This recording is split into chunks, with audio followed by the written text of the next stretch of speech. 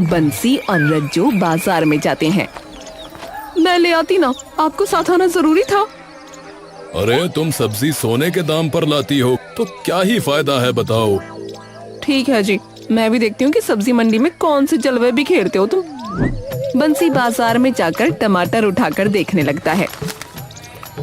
अब भाई ये टमाटर कितने के दिए? भाई साहब 100 के 1 किलो हैं। ये सुनते ही रज्जू और बंसी चौंक जाते हैं। क्या?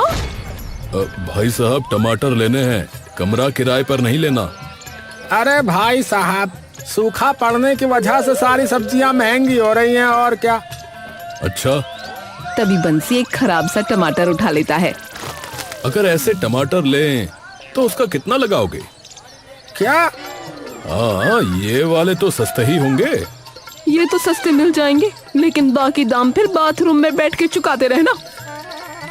अरे भाई साहब, इतना वक्त नहीं है, आगे बढ़ो। बंसी ये सुनते ही गुस्से में आ जाता है। अरे भाई आराम से बात करो। तो खुद देखो ना क्या बोल रहे हैं। तो क्या बोल दिया ऐसा? भाई साहब, इतना ही शौक है ऐसी सब्जियां खाने का तो नाले में पड़ी रहती हैं, वे उठा लिया करो, फिर खा लेना, मुफ्त में है। तू जानता नहीं है कि मैं कौन हूँ? रज्जू तभी बंसी को वहाँ से खींच कर ले जाती है। क्या हो गया है तुम्हें? अरे शुरू उसने किया था। दूसरी क्लास में हो क्या? चलो चुपचाप।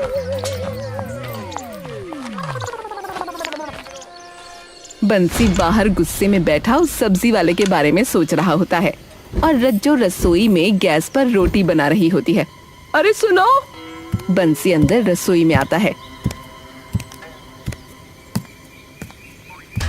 ये सिलेंडर खत्म होने वाला है, तुमने दूसरा ऑर्डर किया कि नहीं?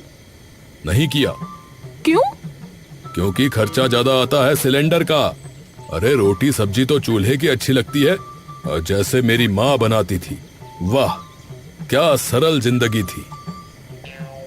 सरल जिंदगी नहीं, गरीबी थी, क्योंकि तुम्हारे पिताजी दर्जी थे। तो उसमें क्या दिक्कत है? बनियानों के छेद सिलते थे तुम्हारे पिताजी। अच्छा ठीक है, मैं कल ले आऊंगा जंगल से लकड़ी काट के, तुम बना तो लोगी ना। हे भगवान! बंसी अगली सुबह जंगल चला जाता है और लकड़ी इकट्ठी करके वापस आने लगता है। तभी उसे दिखता है कि जंगल के रास्ते में एक लाल रंग की पोटली पड़ी है। ये क्या है? बंसी उस पोटली को उठाकर खोल कर देखने लगता है। अरे इसमें तो किसी चीज के बीज लग रहे हैं। एक काम करता हूँ, घर ले जाके उगा देता हूँ, क्या पता कुछ काम का ही उग जाए। बंसी तुरंत उस पोटली को अपनी जेब में रखकर घर आ जाता है।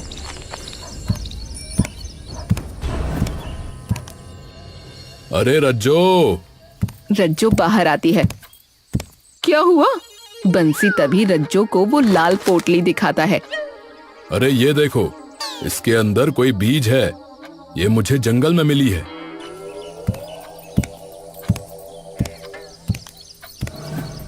बंसी जी, एक बार बाहर आना। क्या हुआ? अरे यार, ये तो एक बार। बंसी जैसे ही बाहर निकलता है, रज्जो तभी गेट बंद करके अंदर घुस जाती है। अरे क्या हुआ? मुझे बाहर खड़ा करके गेट क्यों बंद कर दिया? कौन हो तुम? क्या? बताओ कौन हो? मेरे पति के पीछे क्यों पड़े हो? अरे क्या बोल रही हो? मुझे सब पता है ऐसे टोने टोटकों के बारे में। किसने दिया है उन्हें, ये बताओ। अरे रज्जो गेट खोलो, मैं ही हूँ तुम्हारा पति बंसी। मैं कैसे मानूं? बंसी तभी रसोई की खिड़की में से देखता है कि दूध उबलकर बर्तन से बाहर निकल रहा है। अरे रज्जो, अरे दूध निकल गया, अरे भागो, अरे अभी के अभी, वरना 5 दिन चाय पीनी छोड़नी पड़ेगी। रज्जो एकदम से दरवाजा खोलती है। ये तो सच में तुम हो? अरे भागो, दूध निकल गया, भागो। बंसी भागकर तुरंत गैस बंद कर देता है और बाहर आ जाता है। अरे इतनी बड़ी आपदा आ गई थी और तुम्हें जरा भी नहीं पता।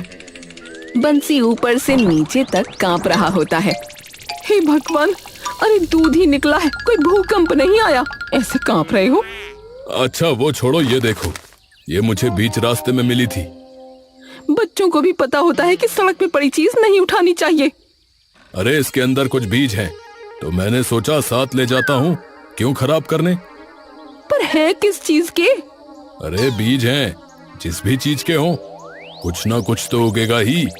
चलो चलो बाहर आंगन में लगाते हैं इन्हें। बंसी और रज्जो बाहर आंगन में उन बीजों को बो देते हैं।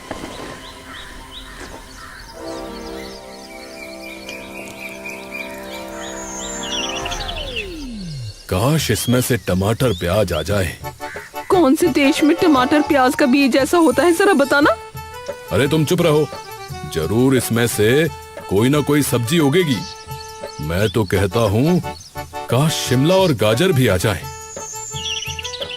अरे ख्याली पुलाव पकाना बंद करो जी, और अंदर जो पुलाव बना है उसे खाओ आके, दुकान भी जाना है फिर। बंसी मुस्कुराता हुआ अंदर आ जाता है। दादाजी, मैंने जानबूझ के तो नहीं खोया। ये तुम्हारी लापरवाही की वजह से हुआ है। ऐसे कैसे तुमने खो दिया?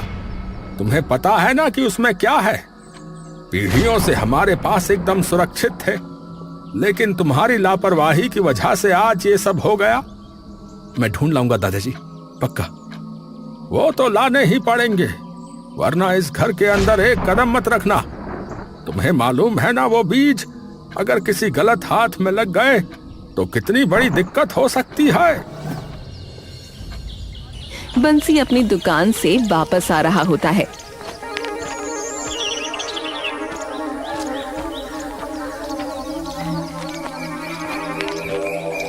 कि तभी उसकी नजर अपने आंगन पर पड़ती है और उसे देखते ही वो जोर जोर से रज्जो को बुलाने लगता है। अरे रज्जो, रज्जो, अरे रज्जो। रज्जो सोफे पर बैठी होती है कि एकदम से वो उसकी आवाज सुनकर उठ खड़ी होती है। हे भगवान, लगता है फिर से उस कुत्ते ने इनका पजामा पकड़ लिया। रज्जो दौड़ती हुई बाहर जाती है। क्या हुआ? अरे ये देखो। जैसे ही रज्जो सामने देखती है, उसके भी होश उड़ जाते हैं। ये क्या है? अरे मुझे नहीं पता, पर जो भी है चमत्कार है। बंसी और रज्जो पास जाके उन सभी सब्जियों को देखने लगते हैं। वाह, मेरे पुण्य का फल आखिरकार मुझे दे ही दिया भगवान, जय हो। कौन से पुण्य कर दिए तुमने? मंदिर में दान तुमसे होता नहीं, वहाँ तो तुम यही बोलते हो प्रसाद ले तो लिया। तो फिर जादुई बीज कैसे मिले मुझे, ये बताओ। ये तो सच में कमाल हो गया जी। चलो चलो तोड़ो सब्जियां, अब तो आराम से खाएंगे। बंसी और रज्जो वो सब्जियां तोड़कर अंदर लेकर जाने लगते हैं।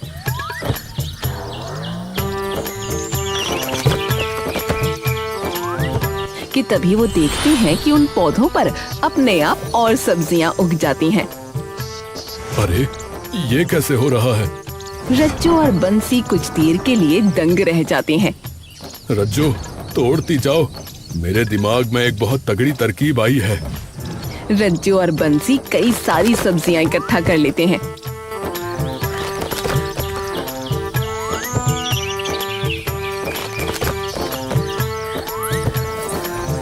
और अंदर लेकर आ जाते हैं। अब इसकी करेंगे बिक्री। क्या? सोचो, अगर हम मंडी में इसे सही दाम पर बेचें तो सभी हमारे पास आएंगे, क्योंकि मंडी में महंगाई बढ़ी हुई है।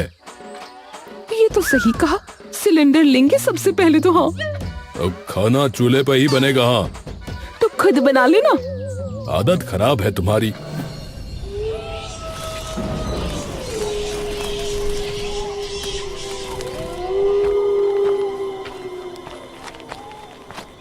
हे भगवान, अगर वो बीज नहीं मिले तो बेघर हो जाऊंगा। यहाँ तक कि गांव से भी बाहर निकाल देंगे दादा। याद करना पड़ेगा कि आखिरी बार कब देखा था मैंने उन्हें। वीर काफी देर तक यूं ही सोचता रहता है। अरे हाँ, कल जब बकलोलगढ़ जा रहा था तब देखे थे वो बीज आखिरी बार। वहीं जाके देखता हूँ।